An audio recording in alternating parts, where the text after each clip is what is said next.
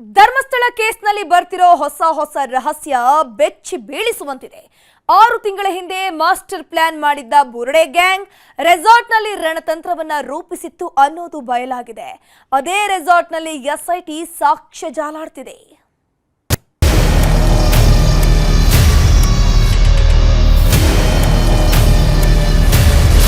ಬುರುಡೆ gang meeting secret reveal. Ujire Hallimane ರೆಸಾರ್ಟ್ನಲ್ಲಿ SIT ತಲಾಶ್.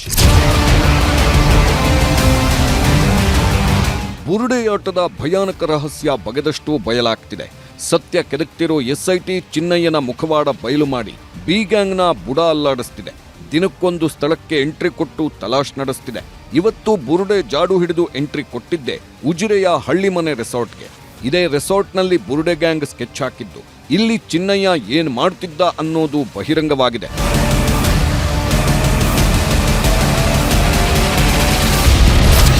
ಬುರುಡೆ ರಹಸ್ಯ ಪ್ರಕರಣದ ಬೆನ್ನು ಬಿದ್ದ ಎಸ್ಐಟಿ ಟೀಮ್ ಚಿನ್ನಯ್ಯನನ್ನ ಉಜಿರೆಯ ಹಳ್ಳಿಮನೆ ರೆಸಾರ್ಟ್ಗೆ ಕರೆದುಕೊಂಡು ಹೋಗಿತ್ತು. 6 ತಿಂಗಳ ಹಿಂದೆ ಹಳ್ಳಿಮನೆ ರೆಸಾರ್ಟ್ನಲ್ಲಿ ಮೀಟಿಂಗ್ ಮಾಡಿದ್ದು. ಒಂದು ದಿನ ಚಿನ್ನಯ್ಯ ಅಲ್ಲೇ ಉಳಿದುಕೊಂಡಿದ್ದ.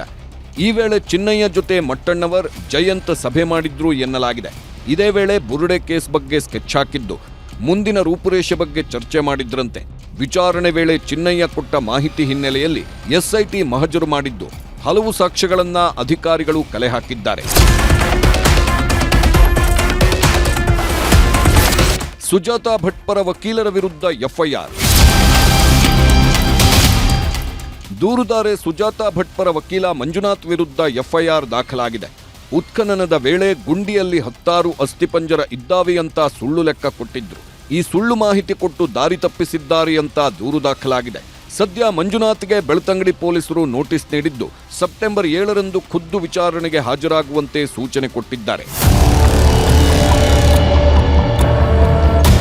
ಎಸ್ಐಟಿ ಡ್ರಿಲ್ ಮಧ್ಯೆ ಮಾಸ್ಕ್ ಮ್ಯಾನ್ ಚಿನ್ನಯ್ಯನ ವಿರುದ್ಧ ಮತ್ತೊಂದು ದೂರು ದಾಖಲಾಗಿದೆ. ರಕ್ಷಣೆ ಕಾಯ್ದೆಯನ್ನ ಚಿನ್ನಯ್ಯ ದುರ್ಬಳಕೆ ಮಾಡಿದ್ದಾನೆ ಎಂದು ಹೋರಾಟಗಾರ ಪ್ರಶಾಂತ್ ಸಂಬರಗಿ ಕಂಪ್ಲೇಂಟ್ ಕೊಟ್ಟಿದ್ದಾರೆ. 5 ಯೂಟ್ಯೂಬರ್ಸ್ ಆತನ ಸಂದರ್ಶನ ಮಾಡಿದ್ದು ನ್ಯಾಯಾಂಗ ವ್ಯವಸ್ಥೆಯನ್ನ ದುರ್ಬಳಕೆ ಮಾಡಿಕೊಂಡಿದ್ದಾರೆ. ಮೊದಲೇ ಸಂದರ್ಶನ ಮಾಡಿದ್ರೆ ಷಡ್ಯಂತ್ರದ ಭಾಗವಾಗಿದ್ದಾರೆ ಎಂದರ್ಥ. ಇಲ್ಲದಿದ್ದರೆ ಸಾಕ್ಷಿ ರಕ್ಷಣಾ ಕಾಯ್ದೆಯನ್ನ ದುರ್ಬಳಕೆ ಮಾಡಿದ್ದಾರೆ ಅಂತ ಆಗುತ್ತದೆ. ಹೀಗಾಗಿ ಚಿನ್ನಯ್ಯನನ್ನ ಸಂದರ್ಶನ ಮಾಡಿದ ಯೂಟ್ಯೂಬ್ ಚಾನೆಲ್ಗಳ ಮೇಲೂ ಕ್ರಮ ಕೈಗೊಳ್ಳಬೇಕೆಂದು ದೂರಿನಲ್ಲಿ ಉಲ್ಲೇಖಿಸಿದ್ದಾರೆ. 45 ದಿನ ಏನು ಚೆನ್ನಯ್ಯ ಅವರು ವಿಟ್ನೆಸ್ ಪ್ರೊಟೆಕ್ಷನ್ ಅಡಿಯಲ್ಲಿ ಯಾರ ಹತ್ರನೂ ಮಾತಾಡಬಾರ್ದು, ಮುಖವಾಡ ಹಾಕೋಬೇಕು ಅನ್ನುವ ಏನು ಕೋರ್ಟಿನ ಆದೇಶ ಇತ್ತು. ಒಂದು 5 ಜನ ವೆಬ್ಸೈಟ್ ಅವರು ಅವನನ್ನ ಇಂಟರ್ವ್ಯೂಗಳು ಮಾಡಿದ್ದಾರೆ. ಅನೇಕರು ಕೋರ್ಟಿನ ಲೇವಡಿ ಮಾಡಿದ್ದಾರೆ. ನಮ್ಮ ಇಂಡಿಯನ್ ಜುಡಿಷಿಯರಿಯನ್ನ ಜೋಕ್ ಆಗಿ ಮಾಡಿದ್ದಾರೆ.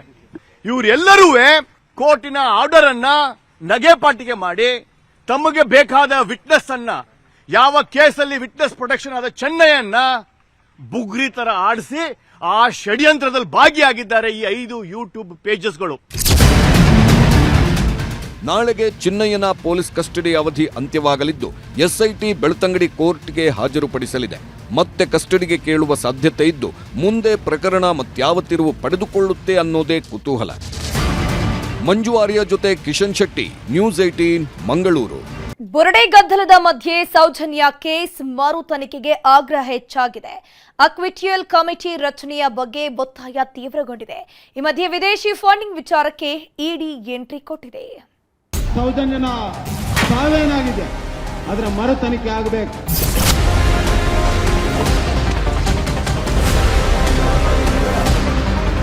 ಸೌಜನ್ಯ ಹತ್ಯೆ ಪ್ರಕರಣ ಅಕ್ವಿಟಲ್ ಕಮಿಟಿನೂ ಕೂಡ ರಾಜ್ಯ ಸರ್ಕಾರ ಘೋಷಣೆ ಮಾಡಲಿ. ಅಕ್ವಿಟಲ್ ಕಮಿಟಿ ಮಾಡಲಿ, ಅದು ಯಾಕೆ ಇವ್ರು ಮಾಡ್ತಿಲ್ಲ?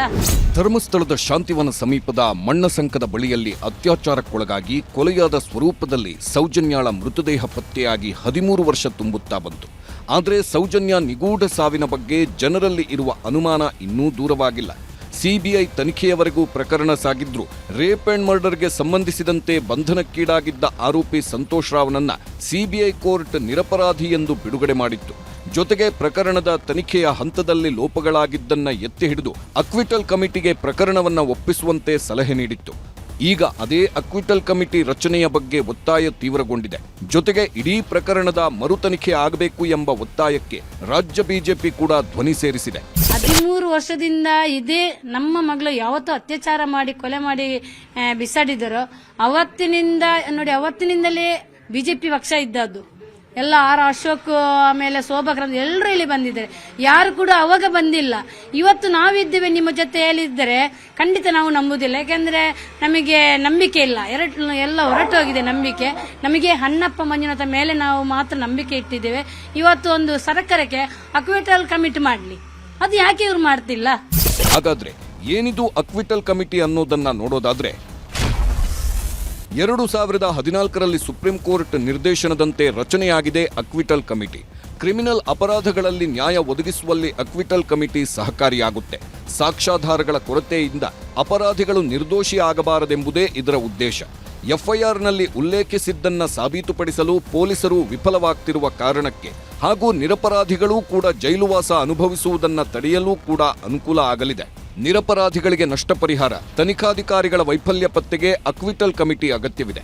ಕೇಸ್ ವಿಫಲ ಆಗುವುದಕ್ಕೆ ತನಿಖಾಧಿಕಾರಿ ಹೊಣೆಗಾರಿಕೆ ಕಾರಣವಾ ಎಂಬುದರ ಪತ್ತೆಯೂ ಆಗಲಿದೆ. ಅಧಿಕಾರಿಗಳ ತಪ್ಪು, ನಿರ್ಲಕ್ಷ್ಯ, ಸಾಕ್ಷಿ ಸಿಕ್ಕಿಲ್ಲವೆಂದು ಕೈಚೆಲ್ಲುವ ಪ್ರಕರಣವನ್ನ ತಡೆಯಲು ಅನುಕೂಲವಾಗುತ್ತೆ. ಅಕ್ವಿಟಲ್ ಕಮಿಟಿ ಯಾಕೆ ಅಗತ್ಯ ಎಂಬ ಚರ್ಚೆಗಳೂ ಶುರುವಾಗಿವೆ. ಕ್ರಿಮಿನಲ್ ಕೇಸ್ಗಳ ತನಿಖೆಯಲ್ಲಿ ಪೊಲೀಸರು ವಿಫಲರಾಗಿದ್ದನ್ನ ಪತ್ತೆ ಹಚ್ಚಲು ಕಮಿಟಿ ರಚನೆ ಮಾಡಲಾಗುತ್ತೆ. ಏಕಪಕ್ಷೀಯ ಭ್ರಷ್ಟಾಚಾರದ ನೆರಳಿರುವುದನ್ನ ಪತ್ತೆ ಹಚ್ಚಲು ಅನುಕೂಲವಾಗಲಿದೆ. ತಪ್ಪು ಮಾಡಿರುವ ಅಧಿಕಾರಿಗಳ ಮೇಲೂ ಹೊಣೆಗಾರಿಕೆ ಬೀಳುತ್ತೆ ಎಂಬ ಸಂದೇಶ ರವಾನೆಯಾಗುತ್ತೆ. ಹೀಗಾಗಿ ಮುಂದಿನ ದಿನಗಳಲ್ಲಿ ತನಿಖಾಧಿಕಾರಿಗಳು ಅಥವಾ ಸರ್ಕಾರದ ಅಭಿಯೋಜಕರಿಂದ ತಪ್ಪುಗಳ ಪ್ರಮಾಣ ಕಡಿಮೆ ಮಾಡಲು ನೆರವಾಗಲಿದೆ. ಈ ಜಜ್ಮೆಂಟ್ ನಲ್ಲಿ ತನಿಖಾ ಹಂತದಲ್ಲಿರುವಂತಹ ಲೋಪದೋಷಗಳ ಬಗ್ಗೆ, ಪ್ರಕ್ರಿಯೆಯಲ್ಲಿರುವಂತಹ ಪಾಲಿಸುವಲ್ಲಿ ನಡೆದಿರುವಂತಹ ಲೋಪದೋಷಗಳ ಬಗ್ಗೆ ಅದರಲ್ಲಿ ಉಲ್ಲೇಖ ಆಗಿದೆ. ಮರು ತನಿಖೆ ಮಾಡೋದಕ್ಕೆ ಅದು ಅನುಕೂಲ ಆಗುತ್ತೆ. ಇದು ಒಂದು. ಎರಡನೇದ್ದು, ಯಾವ್ಯಾವ ಅಧಿಕಾರಿಗಳು ತಪ್ಪೆಸಗಿದ್ದಾರೆ ಅನ್ನೋದ್ರ ಬಗ್ಗೆ ಸ್ಪಷ್ಟ ಉಲ್ಲೇಖ ಇದೆ. ಆ ಅಧಿಕಾರಿಗಳ ಮೇಲೆ ಕಾನೂನು ಕ್ರಮ ಅಥವಾ ಡಿಸಿಪ್ಲಿನರಿ ಆಕ್ಷನ್ ತಗೊಳ್ಳೋದಕ್ಕೆ ಅಕ್ವಿಟಲ್ ಕಮಿಟಿ ರಚನೆ ಆದಲ್ಲಿ ಒಂದು ನಿರ್ಣಾಯಕ ಹಂತ ತಲುಪುತ್ತದೆ. ಇಂಥ ಅಕ್ವಿಟಲ್ ಕಮಿಟಿ ಬಗ್ಗೆ ಇದೀಗ ಸೌಜನ್ಯ ಕೇಸ್ನಲ್ಲೂ ಮತ್ತೆ ಮುನ್ನೆಲೆಗೆ ಬಂದಿದೆ. ಸಿಬಿಐ ವಿಶೇಷ ಕೋರ್ಟ್ನ ತೀರ್ಪಿನಲ್ಲೇ ಉಲ್ಲೇಖವಾಗಿರುವ ಕಾರಣಕ್ಕೆ ಇದೀಗ ಮತ್ತೆ ಆಗ್ರಹಗಳು ಹೆಚ್ಚಾಗ್ತಿವೆ. ಸೌಜನ್ಯ ಕೇಸ್ನಲ್ಲಿ ಲೋಪಗಳಾಗಿರುವ ಬಗ್ಗೆ ಪದೇ ಪದೇ ಕೂಗುಗಳು ಕೇಳುತ್ತಲೇ ಇವೆ.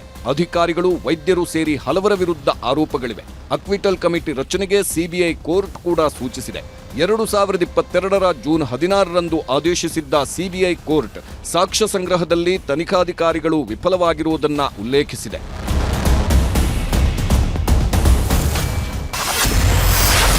ಹೆಸರಿಗಷ್ಟೇ ಅಕ್ವಿಟಲ್ ಕಮಿಟಿ ರಚನೆ. ಕಮಿಟಿ ಮಾಡಿ ಸರ್ಕಾರ ಸೈಲೆಂಟ್. ಯಾವಾಗ ಸಿಬಿಐ ಕೋರ್ಟ್ ಆದೇಶ ಮಾಡಿತ್ತೋ ಅದೇ ಕಾರಣಕ್ಕೆ ಸರ್ಕಾರ ಸೌಜನ್ಯ ಕೇಸ್ನಲ್ಲಿ ಈಗಾಗಲೇ ಅಕ್ವಿಟಲ್ ಕಮಿಟಿ ರಚನೆಯನ್ನು ಮಾಡಿದೆ. ರಾಜ್ಯ ಸರ್ಕಾರ ಎಡಿಜಿಪಿ ಪಿ ಹರಿಶೇಖರನ್ ಅಧ್ಯಕ್ಷತೆಯಲ್ಲಿ ಅಕ್ವಿಟಲ್ ಕಮಿಟಿ ರಚಿಸಿತ್ತು. ನಂತರ ಪಿ ಹರಿಶೇಖರನ್ ನೇತೃತ್ವದಲ್ಲಿ 2024ರ ಡಿಸೆಂಬರ್ 30ರಂದು ಅಕ್ವಿಟಲ್ ಕಮಿಟಿ ಮೊದಲ ಸಭೆ ನಡೆಸಿತ್ತು. 2025ರ ಜನವರಿ 2ರಂದು ಮತ್ತೊಂದು ಸಭೆ ಮಾಡಿ ಸೌಜನ್ಯ ಪ್ರಕರಣದ ತೀರ್ಪಿನ ಬಗ್ಗೆ ಚರ್ಚಿಸಿತ್ತು. ಆ ಸಭೆಯಲ್ಲಿ ಸೌಜನ್ಯ ತೀರ್ಪಿನ ಪ್ರಕರಣ ರಾಜ್ಯದ ಅಕ್ವಿಟಲ್ ಕಮಿಟಿಯ ವ್ಯಾಪ್ತಿಗೆ ಬರಲ್ಲವೆಂಬ ತೀರ್ಮಾನಕ್ಕೆ ಬರಲಾಗಿತ್ತು. ಯಾಕಂದ್ರೆ ಸೌಜನ್ಯ ಪ್ರಕರಣವನ್ನ ಸಿಬಿಐ ತನಿಖೆ ನಡೆಸಿರುವುದರಿಂದ ಯಾವ ಹಂತದಲ್ಲಿ ತನಿಖಾಧಿಕಾರಿಗಳಿಂದ ಲೋಪವಾಗಿದೆ ಎಂಬುದನ್ನ ಸಿಬಿಐನವರೇ ನಿರ್ಧರಿಸಬೇಕು. ಅಲ್ಲದೆ ಹಾಗೇನಾದರೂ ತನಿಖೆಯಲ್ಲಿ ಅಧಿಕಾರಿಗಳು ತಪ್ಪೆಸಗಿದ್ದರೆ ಅದರ ಬಗ್ಗೆ ಸಿಬಿಐ ನಿರ್ಧಾರ ಕೈಗೊಳ್ಳಬಹುದು ಎಂಬ ಅಂಶ ಪಿ ಹರಿಶೇಖರನ್ ಅಧ್ಯಕ್ಷತೆಯ ಅಕ್ವಿಟಲ್ ಕಮಿಟಿ ನಿರ್ಧಾರವನ್ನ ಕೈಗೊಂಡಿದ್ದು, ಪ್ರಕರಣವನ್ನ ಆರಂಭದಲ್ಲಿ ತನಿಖೆ ನಡೆಸಿದ್ದ ತನಿಖಾಧಿಕಾರಿ ಹಾಗೂ ಪೋಸ್ಟ್ ಮಾರ್ಟಂ ಮಾಡಿದ್ದ ವೈದ್ಯರ ಲೋಪವನ್ನ ಕೋರ್ಟ್ ಎತ್ತಿ ತೋರಿಸಿದ್ದರೂ ತಾಂತ್ರಿಕ ಕಾರಣವನ್ನ ಮುಂದಿಟ್ಟು ತೀರ್ಮಾನದಿಂದ ಹಿಂದೆ ಸರಿದಿರುವುದು ಸ್ಪಷ್ಟವಾಗಿ ಗೋಚರಿಸುತ್ತದೆ. ಸೌಜನ್ಯ ಕೇಸ್, ಅಕ್ವಿಟಲ್ ಕಮಿಟಿ ಬಗ್ಗೆ ಹೀಗೆಲ್ಲ ಚರ್ಚೆಗಳು ನಡೆಯುತ್ತಿರುವಾಗಲೇ ರಾಜಕೀಯ ಜಟಾಪಟಿಯೂ ನಡೆಯುತ್ತಿದೆ. ಬಿಜೆಪಿ ಪಾದಯಾತ್ರೆ, ಮರು ತನಿಖೆಯ ಆಗ್ರಹವನ್ನ ಸಿಎಂ ಸಿದ್ದರಾಮಯ್ಯ ಸೇರಿದಂತೆ ಕಾಂಗ್ರೆಸ್ ನಾಯಕರು ಟೀಕಿಸಿದ್ದಾರೆ. ಪೊಲೀಸ್ನವ್ರ ಮೇಲೆ ನಂಬಿಕೆ ಇಲ್ಲ, ಎನ್ಐಎ ಮಾಡಿ ಅಂತ ಹೇಳ್ತಾರೆ ಅಲ್ವಾ, ತನಿಖೆ ಮಾಡಿ ಅಂತ. ಇದು ತನಿಖೆ ನಡೀತಾ ಇರೋದು ಯಾವುದು? ತನಿಖೆ ಮಾಡೋರು ಪೊಲೀಸ್ನವರೇ ಅಲ್ವಾ? ನಮ್ಮ ಪೊಲೀಸ್ನವ್ರ ಮೇಲೆ ನಂಬಿಕೆ ಇಲ್ಲ ಇವರಿಗೆ. ಷಡ್ಯಂತರ ಮಾಡುವವರು ಯಾರು ಈಗ ನಮಗೆ ಗೊತ್ತಾಗ್ತಾ ಇದೆ. ಬಿಜೆಪಿಯವರು ಮಾಡ್ತಾ ಇದ್ದಾರೆ. ಈ ಕ್ಲೋಸ್ ಆದಂಥ ಕೇಸು ಸೌಜನ್ಯದಲ್ಲಿ ಅವರ ಮನೆಗೆ ಹೋಗಿ ಬಿಜೆಪಿ ಅಧ್ಯಕ್ಷ ವಿಜೇಂದ್ರ ಅವರು ಪುನಃ ಅದನ್ನು ಕೆದಕತಕ್ಕಂಥ ಅವಶ್ಯಕತೆ ಏನಿತ್ತು? ಅನೇಕ ಸಂದರ್ಭದಲ್ಲಿ ನಾನು ಹೇಳಿದ್ದೇನೆ, ಎನ್ಐಎ ಕೊಡತಕ್ಕಂಥ ಅಗತ್ಯ ಇಲ್ಲ. SITಯನ್ನು ಮಾಡಿದ್ದೇವೆ. SIT ಕೆಲಸ ಮಾಡ್ತಾ ಇದೆ. ಹಾಗಾಗಿ SIT ಕೆಲಸ ಮಾಡುವಾಗ ಇನ್ನೊಂದು ಏಜೆನ್ಸಿ ಕೂಡ ಅಗತ್ಯ ಇಲ್ಲ. ಅನಿಲ್ ಕುಮಾರ್ ಕಟೀಲ್ ಸ್ಪೀಚ್ ನಲ್ಲೂ ಹೇಳ್ತಾರಲ್ಲ, CID ತನಿಖೆ ನಮ್ಮ ಕೈಲಿ ಆಗಿಲ್ಲ, ಅದಕ್ಕೆ ನಾವು CBI ಕೊಟ್ವಿ ಅಂತ. ಅಸಮರ್ಥರಂತ ಸರ್ಕಾರ ನಡೆಸ್ತಾ ಇದ್ರಂತ ಅವರೇ ಒಪ್ಕೊಂಡ ಮೇಲೆ ಈ ನಮ್ಮ ಸರ್ಕಾರದಲ್ಲಿ ಎಲ್ಲ ಟೈಟಾಗಿ ನಡೀತಾ ಇದೆ. ಹೀಗೆ ಒಂದೆಡೆ ಸೌಜನ್ಯ ಪ್ರಕರಣದ ಸುತ್ತಲೂ ಚರ್ಚೆ ನಡೆಯುತ್ತಿದ್ದರೆ ಮತ್ತೊಂದೆಡೆ SIT ಬುರುಡೆ ಚಿನ್ನಯ್ಯನ ಬೆನ್ನು ಬಿದ್ದು ತನಿಖೆ ತೀವ್ರಗೊಳಿಸಿದೆ. ವಿದೇಶಿ ಫಂಡಿಂಗ್ ವಿಚಾರದಲ್ಲಿ ಇಡಿ ಎಂಟ್ರಿ, ಒಡನಾಡಿ ಸಂವಾದ ಸಂಘಟನೆಗಳ ಬ್ಯಾಂಕ್ ವ್ಯವಹಾರ ಪರಿಶೀಲನೆ. ಈ ಮಧ್ಯೆ ಯೂಟ್ಯೂಬರ್ಗಳಿಗೆ ವಿದೇಶಿ ಫಂಡಿಂಗ್ ಬರುತ್ತಿದೆ ಎಂಬ ದೂರಿನ ಹಿನ್ನೆಲೆಯಲ್ಲಿ ಇಡಿ ಎಂಟ್ರಿ ಕೊಟ್ಟಿದೆ. ಒಡನಾಡಿ ಸಂವಾದ NGOಗಳ ಬ್ಯಾಂಕ್ ವಿವರ ಕೇಳಿದೆ ಇಡಿ. ಕಳೆದ 5 ವರ್ಷಗಳ ಹಣಕಾಸು ವಹಿವಾಟಿನ ವಿವರ ಕೇಳಿದ್ದು ಇದೀಗ ತನಿಖೆಯ ಹಾದಿ ಇನ್ನೊಂದು ಆಯಾಮ ಪಡೆದುಕೊಂಡಿದೆ. ಈ ಎಲ್ಲದರ ಮಧ್ಯೆಯೇ ಮಾಜಿ ಉಪಮುಖ್ಯಮಂತ್ರಿ KS ಈಶ್ವರಪ್ಪ ನೇತೃತ್ವದಲ್ಲಿ ಧರ್ಮಸ್ಥಳ ಚಲೋ ನಡೆಯಿತು. ಕಾಶಿ ವಿಶ್ವನಾಥನ ಸನ್ನಿಧಿಯಿಂದ ತಂದಿದ್ದ ಗಂಗಾಜಲ, ಶಿವಮೊಗ್ಗದಿಂದ ತಂದಿದ್ದ ತುಂಗಾಜಲ, ನೇತ್ರಾವತಿ ನದಿ ನೀರನ್ನು ತಂದು ಧರ್ಮಸ್ಥಳ ಬೀದಿ ಬೀದಿಗಳಲ್ಲಿ ಪ್ರೋಕ್ಷಣೆ ಮಾಡಲಾಯಿತು. ಮಂಜುನಾಥಾರ್ಯ ಜೊತೆ ಕಿಶನ್ ಶೆಟ್ಟಿ, ನ್ಯೂಸ್ 18 ಧರ್ಮಸ್ಥಳ. ಮಗಳು ಚೆನ್ನಾಗಿರ್ಲಿ ಅಂತ ಹೆತ್ತವರು ಮಗಳಿಗೆ ಅದ್ದೂರಿಯಾಗಿ ಮದುವೆ ಮಾಡಿಸಿದ್ರು. ಆದ್ರೆ 4 ತಿಂಗಳಲ್ಲಿ ಮಗಳ ಸಂಸಾರದಲ್ಲಿ ಬಿರುಗಾಳಿಯೇ ಎದ್ದಿದೆ. ವರದಕ್ಷಿಣೆ ಕಿರುಕುಳ ಆರೋಪ ಮಾಡಿ ಧರಣಿಗೆ ಕೂತಿದ್ದಾಳೆ.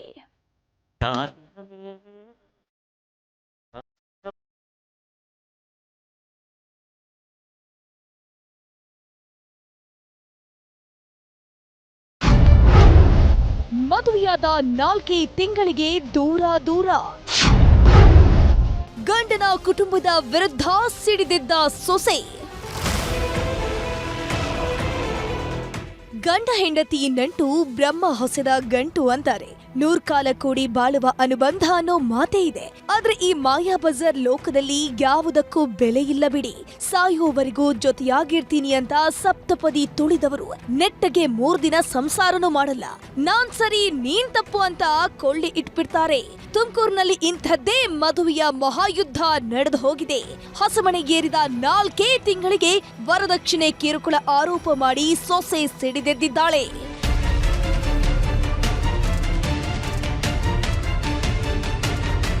ಗಂಡನ ಕುಟುಂಬದ ವಿರುದ್ಧ ರಸ್ತೆಗಿಳಿದ ಈಕೆಯ ಹೆಸರು ಪ್ರೇರಣಾ. ಚಿಕ್ಕನಾಯಕನಹಳ್ಳಿಯ ನಿವಾಸಿ. ಆಗಸ್ಟ್ 2024ರಲ್ಲಿ ತುಮಕೂರಿನ ಪ್ರಜ್ವಲ್ ಜೊತೆ ಸಪ್ತಪದಿ ತುಳಿತಿದ್ಲು. ಶ್ರೀಮಂತರ ಕುಟುಂಬ ಅಂತ ಹೆತ್ತವರು ಅದ್ದೂರಿಯಾಗಿ ಮದುವೆ ಮಾಡ್ಕೊಟ್ಟಿದ್ರು. ಆದ್ರೆ ಗಂಡ ಅನ್ಸ್ಕೊಂಡವನಿಗೆ ಅದೇನಾಯ್ತೋ ಗೊತ್ತಿಲ್ಲ. 3 ಮತ್ತೊಂದಿನ ಸಂಸಾರ ಮಾಡಿದವ ಹೆಂಡತಿ ಕಂಡ್ರೆ ಊರಿದಿರುವುದು ಬೀಳ್ತಿದ್ನಂತೆ. ನಿತ್ಯ ಹಲ್ಲೆ ಮಾಡಿ ಕಿರುಕುಳ ಕೊಡ್ತಿದ್ನಂತೆ.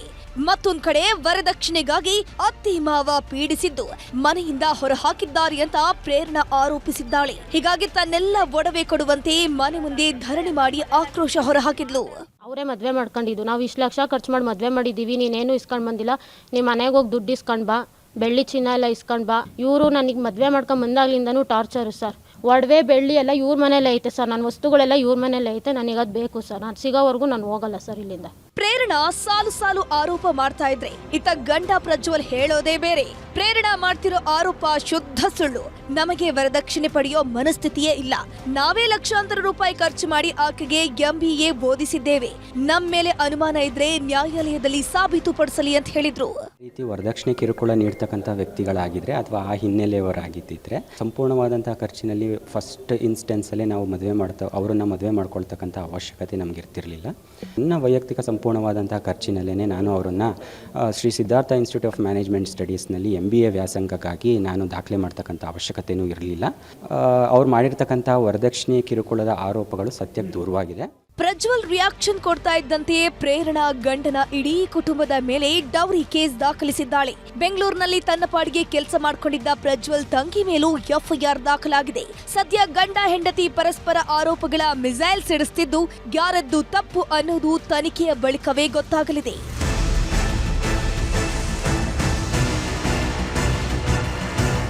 ವಿಠಲ್, ನ್ಯೂಸ್ 18 ತುಮಕೂರು.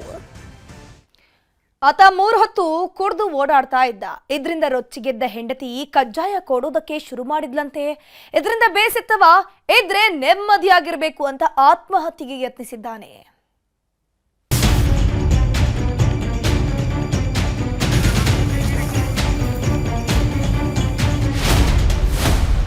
ಗಂಡ ಎಣ್ಣೆಗಾಡಿ ಹೆಂಡತಿ ಆಗಿದ್ಲು ರಣಚಂಡಿ. ಪತ್ನಿ ಟಾರ್ಚರ್ಗೆ ಪಾಲಿಡಾಲ್ ಕುಡಿದ ಶೂರ.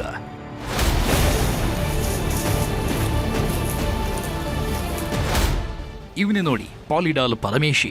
ಹೆಂಡತಿ ಕಾಟಕ್ಕೆ ರೋಸಿ ಹೋದ ಗಂಡುಗಲಿ. ನನ್ನ ಕೈಲಿ ಆಗ್ತಿಲ್ಲಣ್ಣ ಅಂತ ಆತ್ಮಹತ್ಯೆಗೆ ಯತ್ನಿಸಿದ ಭೂಪತೆ. ಹೆಸರು ರಾಮಾಂಜನಪ್ಪ. ಚಿಕ್ಕಬಳ್ಳಾಪುರ ತಾಲೂಕಿನ ಗೌಡಗೆರೆ ಗ್ರಾಮದವನು. ಇವನಿಗೂ ಎಣ್ಣೆಗೂ ಅದ್ಯಾವ ಜನ್ಮದ ಸಂಬಂಧ ಇದೆಯೋ ಗೊತ್ತಿಲ್ಲ. ನೈಟ್ ಆದ್ರೆ ಸಾಕು ಫುಲ್ ಟೈಟ್ ಆಗ್ತಿದ್ದವ ಹೆಂಡತಿ ಮುಂದೆ ಟೈಟಾನಿಕ್ ಹೀರೋ ರೇಂಜ್ಗೆ ಪೋಸ್ ಕೊಡ್ತಿದ್ದ. ಇಂಥ ಎಣ್ಣೆ ಶೂರನ ಪ್ರತಾಪವನ್ನ ಕಟ್ಕೊಂಡವಳು ಅದೆಷ್ಟು ದಿನ ಸಹಿಸ್ಕೊಳ್ತಾಳೆ ಹೇಳಿ. ಇತ್ತೀಚೆಗೆ ಕುಡಿದು ಬಂದ್ರೆ ಕಜ್ಜಾಯ ಕೊಡೋದಕ್ಕೆ ಶುರು ಮಾಡಿದ್ಲಂತೆ. ಇಕ್ಕು ಮಗ ಚುಚ್ಚು ಮಗ ಅಂತ ರೊಬ್ಬಾಗ್ತಿದ್ಲಂತೆ.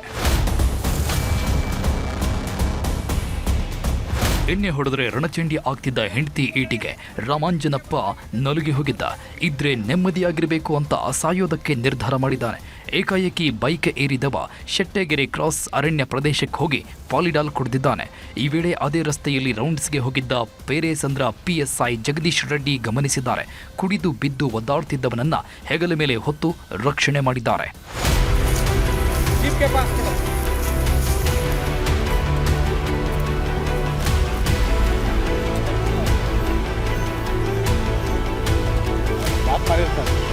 ಸದ್ಯ ಚಿಕ್ಕಬಳ್ಳಾಪುರ ಜಿಲ್ಲಾಸ್ಪತ್ರೆಯಲ್ಲಿ ರಾಮಾಂಜನಪ್ಪನಿಗೆ ಚಿಕಿತ್ಸೆ ನೀಡಲಾಗ್ತಿದೆ.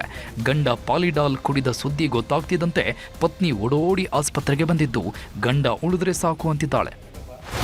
ರಿಸೀವೇ ಮಾಡಿಲ್ಲ ಫೋನು, ಒಂದ್ಸರಿ ಆದ್ರೂ ರಿಸೀವ್ ಮಾಡಿಲ್ಲ ಸರ್. ನನಗೆ ಅದೇ ಗೊತ್ತಾಗ್ತಿದೆ ಸರ್. ನಾವೇನು ಒಂದು ಮಾತಾದ್ರೂ ಅನ್ಕೊಂಡಿಲ್ಲ ಸರ್. ಅದು ಅವ್ರು ಇವಾಗ ಮಾತಾಡಿದ್ರೆ ಏನು ಅನ್ನೋದು ಗೊತ್ತಾಗುತ್ತೆ. ಒಟ್ಟಾರೆ ಹೆಂಡತಿ ಕಾಟಕ್ಕೆ ಗಂಡ ಪ್ರಾಣ ಬಿಡೋದಕ್ಕೆ ಹೋಗಿದ್ದು ಅದ್ಯಾವ ಲೆವೆಲ್ಗೆ ಟ್ರೀಟ್ಮೆಂಟ್ ಕೊಟ್ಟಿದ್ಲು ದೇವ್ರೇ ಬಲ್ಲ.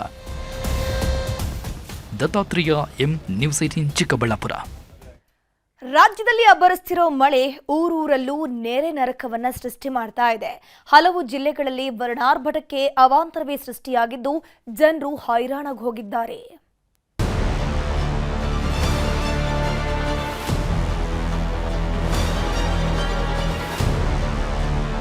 ಇಷ್ಟು ದಿನ ಸೈಲೆಂಟ್ ಆಗಿದ್ದ ಮಳೆರಾಯ ಮತ್ತೆ ಅಬ್ಬರಿಸೋದಕ್ಕೆ ಶುರು ಮಾಡಿದ್ದಾನೆ. ಉತ್ತರ ಕರ್ನಾಟಕ, ಮಲೆನಾಡು, ಕರಾವಳಿ ಭಾಗದಲ್ಲಿ ಬಿಟ್ಟು ಬಿಟ್ಟು ವರುಣ ಆರ್ಭಟಿಸುತ್ತಿದ್ದಾನೆ. ಹಳ್ಳಕೊಳ್ಳಗಳು ಹುಚ್ಚೆದ್ದು ಹರಿದ್ರೆ ಭೂಕುಸಿತದ ಆತಂಕವೂ ಹೆಚ್ಚಾಗಿದೆ.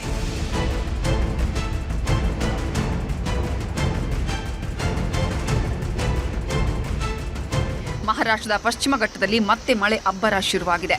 ಪರಿಣಾಮ ಬೆಳಗಾವಿ ಜಿಲ್ಲೆಯ ನಿಪ್ಪಾಣಿ ತಾಲೂಕಿನಲ್ಲಿ ದೂದ್ಗಂಗಾ ನದಿ ಹುಚ್ಚೆದ್ದು ಹರಿಯುತ್ತಿದೆ. ನದಿಗೆ ಅಡ್ಡಲಾಗಿ ಕಟ್ಟಿರೋ 4 ಸಂಪರ್ಕ ಸೇತುವೆಗಳು ನದಿ ಅಬ್ಬರಕ್ಕೆ ಸಂಪೂರ್ಣ ಜಲಾವೃತವಾಗಿವೆ. ಇದರಿಂದ ಹಲವು ಗ್ರಾಮಗಳಿಗೆ ಸಂಪರ್ಕ ಕಟ್ಟಾಗಿದೆ.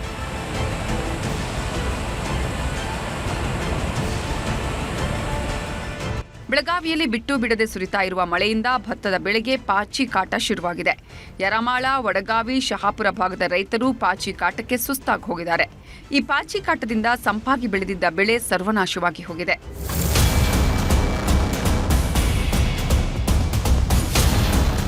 ಚಿಕ್ಕಮಗಳೂರು ಜಿಲ್ಲೆಯ ಮಲೆನಾಡು ಹಾಗೂ ಪಶ್ಚಿಮ ಘಟ್ಟಗಳ ಸಾಲಿನಲ್ಲಿ ವಾಡಿಕೆಗಿಂತ ಹೆಚ್ಚು ಮಳೆಯಾಗಿದೆ. ಚಿಕ್ಕಮಗಳೂರು ತಾಲೂಕಿನ ಚಂದ್ರದೋಣ ಪರ್ವತದ ಸಾಲಿನಲ್ಲಿ ಇನಾಂ ದತ್ತಾತ್ರೇಯ ಬಾಬಾ ಬುಡನ್ ಸ್ವಾಮಿ ದರ್ಗಾ ರಸ್ತೆಯಲ್ಲಿ ಗುಡ್ಡ ಕುಸಿತವಾಗಿದೆ. 100 ಅಡಿ ಎತ್ತರದಿಂದ ಬೃಹತ್ ಗಾತ್ರದ ಬಂಡೆ, ಕಲ್ಲು, ಮಣ್ಣು, ಮರಗಳು ರಸ್ತೆಗೆ ಅಡ್ಡಲಾಗಿ ಬಿದ್ದಿದ್ದು ಆತಂಕ ಸೃಷ್ಟಿ ಮಾಡಿದೆ. ಸದ್ಯ ಮಣ್ಣು ತೆರವು ಮಾಡಲಾಗಿದೆ.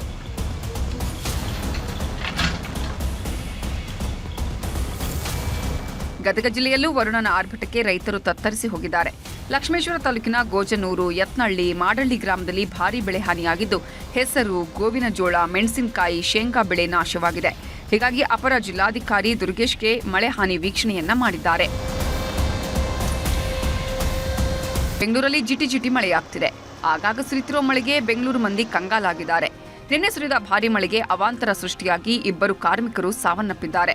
ಯಲಹಂಕ ಬಳಿಯ ಖಾಸಗಿ ಸಂಸ್ಥೆಯ ಕಟ್ಟಡ ನಿರ್ಮಾಣದ ವೇಳೆ ಈ ದುರ್ಘಟನೆ ಸಂಭವಿಸಿದ್ದು, ಕಟ್ಟಡ ನಿರ್ಮಾಣಕ್ಕೆ ಮಣ್ಣು ಅಗೆಯುವಾಗ ಮಣ್ಣು ಕುಸಿದು ಸಾವನ್ನಪ್ಪಿದ್ದಾರೆ.